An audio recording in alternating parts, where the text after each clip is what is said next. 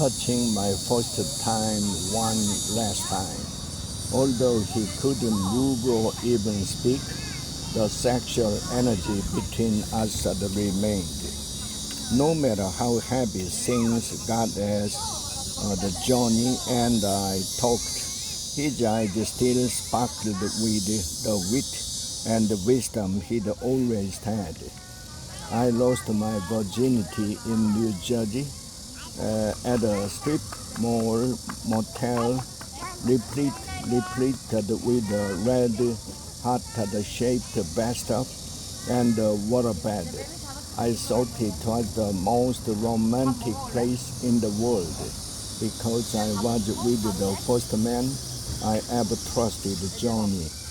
Now here I was, 33 years later, sitting with him on the front porch of his house in our tiny beach town on the Jersey shore, laughing and crying while drinking a beer as we recalled our first time.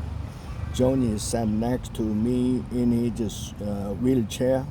He couldn't actually laugh or drink as he had ALS, but he could blink his responses through the screen attached to his chair. What a horrible disease ALS is. Over the course of 4 years, the most vibrant, handsome man lost his ability to speak, eat and work, and would soon lose his ability to breathe.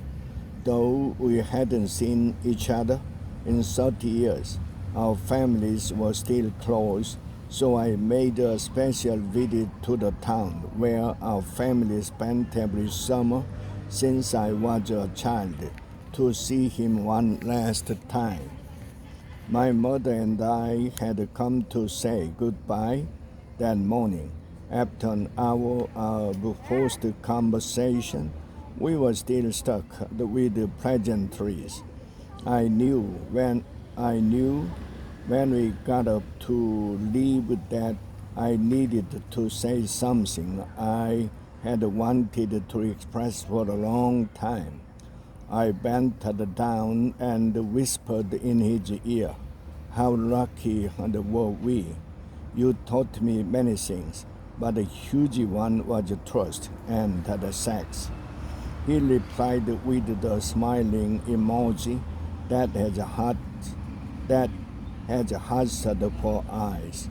On that night in the motel room with John, I finally trusted and was blessed to discover my own body's pleasure and sex born out of deep vulnerability. I was finally able to let go.